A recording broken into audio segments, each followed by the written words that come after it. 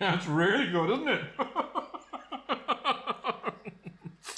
What you see here is the result of planting potatoes in April, and we just harvested them yesterday. And these onions are onions that, well, they didn't get harvested last year. So you peel your spuds just like this, get the skin off them, and just put it into about a centimetre, half an inch water. To roast potatoes, you're going to need quite a lot of oil. I use sunflower oil. I think this is about a 1 litre. Let's just give that a bit of a shake. Get some oil in there, okay? You don't want too much. You only want maybe a centimetre, half an inch. That's probably enough. Now we're going to pop that into the oven, as I said, about 200. I'm going to preheat the oven to fan. About 200. After about 20 minutes, you end up with a beautiful pile of potatoes. Now we're going to have to boil these for about 10 minutes, just until they're soft on the outside. And while we'll do that, we're going to preheat the oven. And we need salt, okay?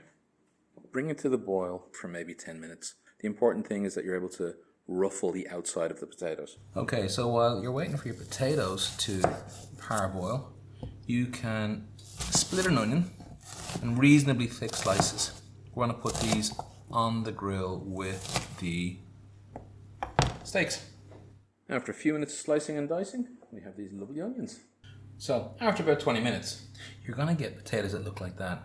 And if you run the fork across them, which is something you're going to have to do, it means you can increase the surface area and therefore increase the level of crunchiness. Okay, so one super handy way of doing these is using some sort of utensil like this, okay? Then you just lower it in.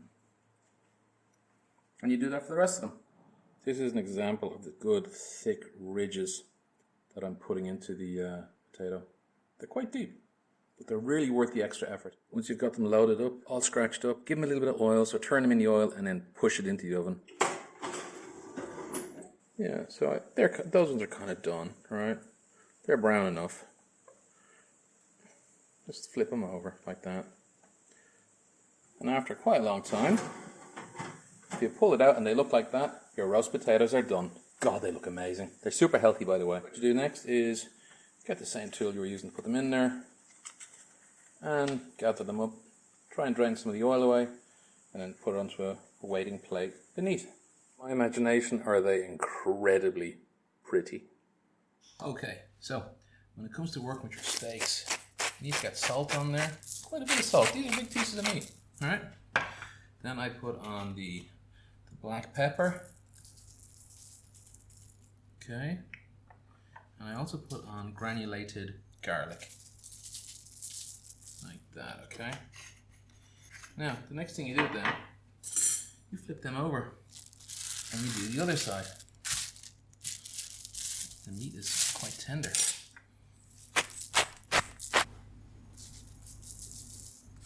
More garlic.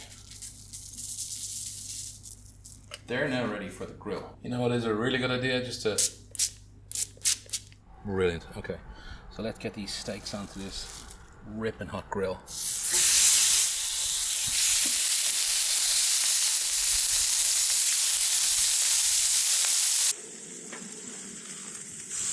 See what it looks like.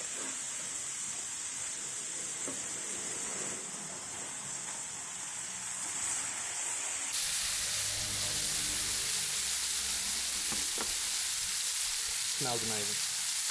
Some of these fellas fell in already. Let's get the rest of them on.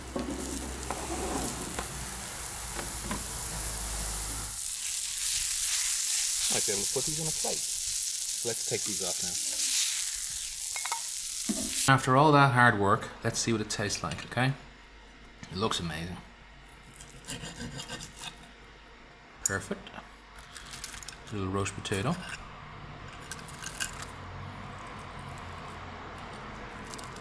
That's a crunchy roast potato. That looks nice. Oh my god. That's gorgeous. Oh yeah. That's really good, isn't it?